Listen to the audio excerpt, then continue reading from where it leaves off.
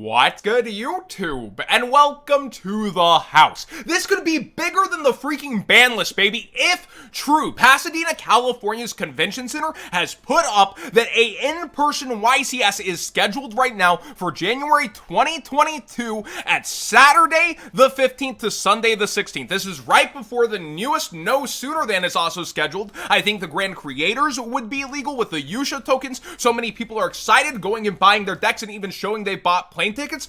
I would slow down just a bit before I commit to a plane ticket though until Konami announces this themselves, because also Detective Work from Tommy Williams has shown over here that there was a YCS in one of the most open regulation states of Florida, down in Orlando, that November 19th to 21st they were going to do a YCS, and it's been rescheduled without the rescheduled part coming up. It really sounded like in the news video on the official channel, they wanted the Burst of Destiny, regional season to be in person as well, and that got pulled back. I really think that Konami is being cautious here, and I want in real life events back more than anybody. I've been super critical of remote tools. I respect the hustle that Pack puts in, or if you're in an area that isn't easy to go to locals 2 hours away, I hope remote tools do continue to an extent, but I want in real life back. Just don't be going out and buying a plane ticket without some kind of travel insurance at all. I get that the deals are really awesome right now, but if you're showing it off,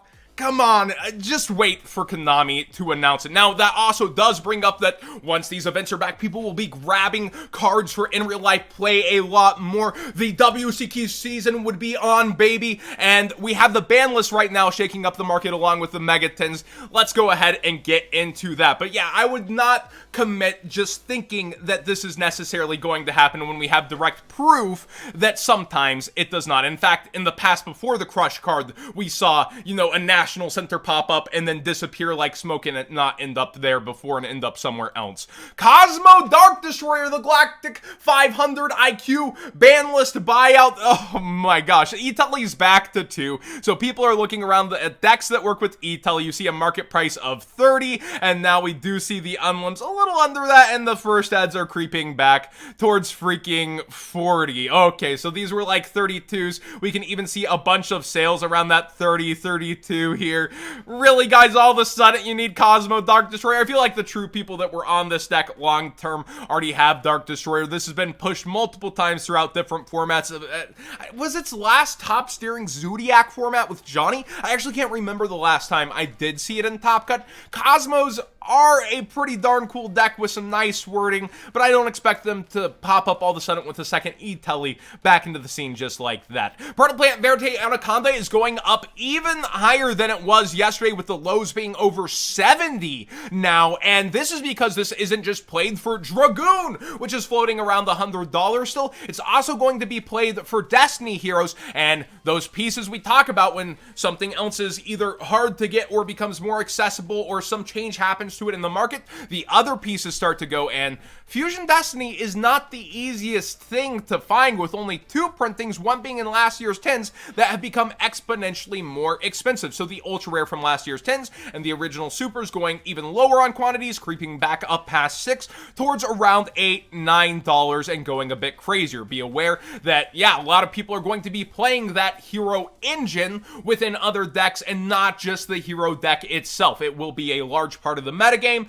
A lot of people wanted a preemptive hit on this engine when Konami's obviously going to sell Burst of Destiny to some extent, so I figured Anaconda was likely staying around for that for a while. We also see that Psyframe Gear Delta was getting bought out before the ban list, as multiple hits to Gamma happened in the OCG. Yeah, he survived the TCG list pretty well, so you might see Delta become cheaper again, or people continue to speculate on it as we head towards future ban lists, as we see those revolving buyouts, which was the real crap show heading in. Oh, Masterpiece, oh, Maxi, oh, Thunder Dragon stuff. Yeah, those same cards will probably get bought back out in like 2 months as people buy the dip and then try to list again and play on people's panic. Oh, I really hate the ban list show in that kind of sense, but this one was one of the more notable ones that is sticking up there for now, and honestly isn't one of the worst options in the world. I believe this is the spell negation, right? When a spell card is activated while you control no monsters. Yes, so that's actually actually not the worst tech option in the world either to activate on. Ultimate Tinkies and other nice versions of Tinkies going down as now you only need 1 instead of 3. A lot of people upset about this hit, but you should have seen it kind of coming. Some kind of form of restriction to Tinky. Having an extra card on board for droplet and on top of your search is pretty darn nice. And we see here 165, 165, 165 versus its old market price of 216. In fact, let's go ahead and look at sales rates. People are buying it as it does get listed now here, but before they were selling all the way up towards 200 and even way more back in June during some spikes there. The Danger engine as a whole only is seeing Nessie spike, which is cooling down right now. Other pieces that are still hard to get, like the rank 8s, Thunderbird, Bigfoot, they have multiple reprints. Even the super nice versions of Jackalope are staying pretty cheap. So if you're looking for some penny stonks, I really do think as we head towards new list, oh, Nessie peeled off. Oh, do you think Jackalope? Do you think Snake could come back? So you know too, I could definitely see Snake, in fact, going to 2, even though it's the body on board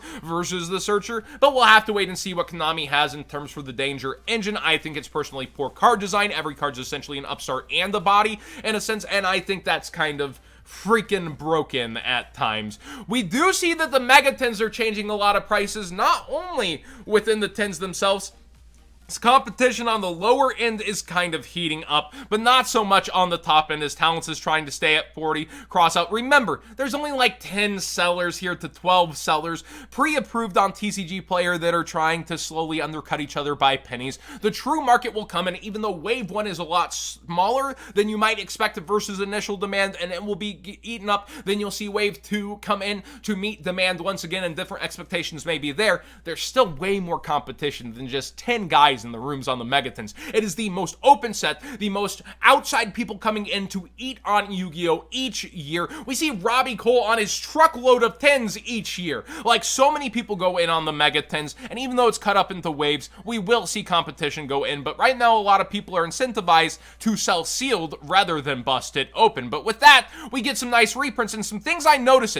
Whenever you get a cheaper piece elsewhere, like we've said, other people naturally grab the other cards to go with it, and a lot of the trains are leaving the building. Urgent Schedule down to 30 listing. Juggernaut Lieb is down to 25 listings. So these haven't really skyrocketed in the price. I remember when you could get them for 6 to 5, and I did say I thought they were great buys. But also Legendary Duel Season 2, I've pointed out time and time again, it's been going up on its sealed slowly, and we're seeing it disappear from MSRP and that sort of stuff. Well, the Earth Machine stuff might be good to get sooner than later using that TCG Player link in the description down below, costing you nothing extra. Support the channel directly for the cards you'd already be buying. I don't really see where Konami would reprint again. Maybe Gold Series, maybe Brothers, but right now we do see a lot of these, oh, it's reprinted in the 10s, let me get the stuff that isn't. In fact, one thing I actually don't have pulled up is Tri Brigade, which I suppose Tri Brigade did get hit by the list, but it is Kit in Yu-Gi-Oh! Tri Brigade Kit, I know, I just can't spell. But a lot of people have asked me if I think this is a strong penny stonk before the ban list, and now that we've seen the ban list, a small slap on the wrist, this will still probably get played to a large extent. I do think that this deck engine is still pretty strong, and people will go for the piece that doesn't get reprinted as they get the rest. So it's not a bad super rare to have, but will it really go past $5? I don't really see it passing $3.50 too readily, but stranger things have happened. So yeah, a lot of people looking around at what's missing from their decks as they get these 10 reprints in. King's Court has Lightning Storm, which has kind of settled around $40, but super low quantities now. And I've got a lot of people in the comment section, John, why won't you insult King's Court? You have bad nicknames for Lightning Underdrive, for Yawn of Majesty, but oh, is it because you're invested in King's Court? I publicly do so that you know where I lie with a set in terms of I went in on early bird. I still have all 10 of my cases. I'm in it for the long game. I don't care what happens in the middle of it, and I only had to have 2 out of 7 check marks hit, and it hit 4 of them. It ended up having F-Zero, which actually was worse after Zoo got hit. It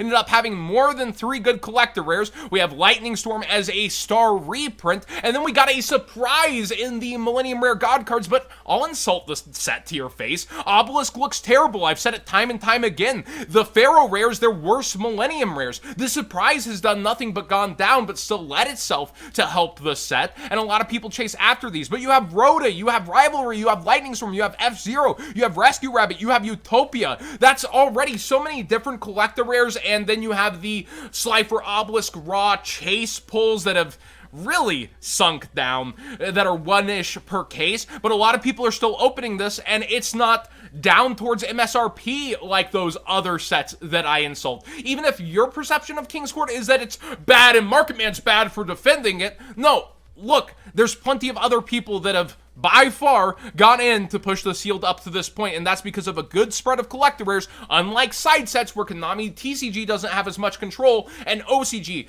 is kind of making those collector rare choices for them. We really need to heal side sets, but this shows that collector rare sets can be done right to an extent, even if they're just passable. I was saying it wasn't a real compliment to call this the best set of the year up on its release, and up till the Megatons, and the Megatons crush this. It's very obvious it does, but yeah, I'm kind of tired of the Market Man defends King's Court because he's into it. No, I always put my audience first. I always tell you guys what I truly feel about a set, and then when things turn out how I say, people act like I somehow behind the scenes made it happen when I told you to your face all the time. But yeah, here's another one I told you to your face all the time. Magician Souls probably want to be in the Megatons, and they're really holding it out for Legendary Duelist Season 3 in order to slow grind the profits and make the community want it even more and make them seem like the heroes when they finally get around to it. And now there's only 8, I think, English listings of Magician Souls. We only have the 2 pages, and there's, you know, ridiculous prices on them.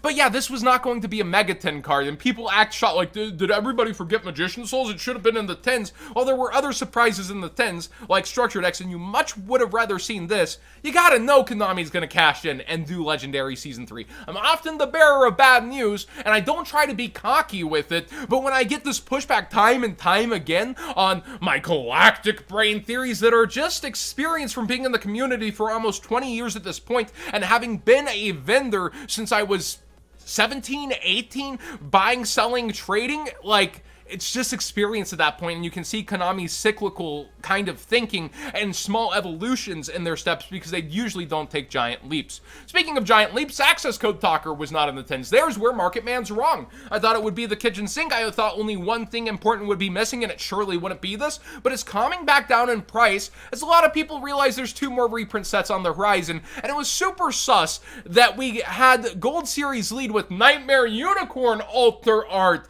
I think Konami knew how upset the community would be if it missed the 10s. I kind of feel it should be in Gold Series Brothers of Legend, but I also could just see them pulling a 180 and going, yeah, Ghost Rare and Ghost from the Trash. Oh yeah, now Ultimate Rare Access Code Talker. So it could go either way. They did it with BLS. They like to do it sometimes. I think they get a sick kick out of doing this to the community in the office sometimes, just seeing us baby rage over this, and you know, sometimes you gotta get your jollies off somehow, right, Konami? But seriously, I think this should be in Gold Series or somewhere along the line, but we'll have to wait and see what set Konami uses to sell this. Goes from the trash too? Who knows? It would be nice to have a solid reprint in there like Battles of Legend. Brothers of Legend is now getting Droplet. And that's the final card to talk about. Ulti Droplet skyrocketing back as we see it's not in the 10s and people going for the max rarity because it will drop the least in terms of waiting. Well, Brothers of Legend is still just around the corner for the most part. It did get pushed back a significant amount, but still, will Droplet be short printed? Probably. Brothers of Legend's one of the last sets that has still had short printing very obviously in it, where luckily the Megatons haven't. I gotta give props there to Konami peeling back short prints after short print, but Brothers of Legend has still tended to have short prints, just like Gold Series had half prints as well. So I'll wait and see the ratios on that, and I understand why people are going for it now. They gotta play Yu-Gi-Oh! Now, and this is one of the top cards, so they expect the ulti to fall the least versus the secret rare because, let's face it, it's probably a secret rare in Brothers of Legend. If it was a non-short printed Ultra, I would actually tip my hat to Konami and do like almost a full video applauding them. That being said, thanks for watching today's Market Watch. Please subscribe if you haven't already. Give this video a thumbs up if you enjoyed the conversations, and sometimes I gotta do a little rant on here. I've just had so many comments over why won't you insult King's Court when it's a set that is doing well for itself, and then the finger pointing, oh, it's because he's invested, when I publicly told you I invested. Weird though, right? Weird champion. Thanks for watching though, everybody.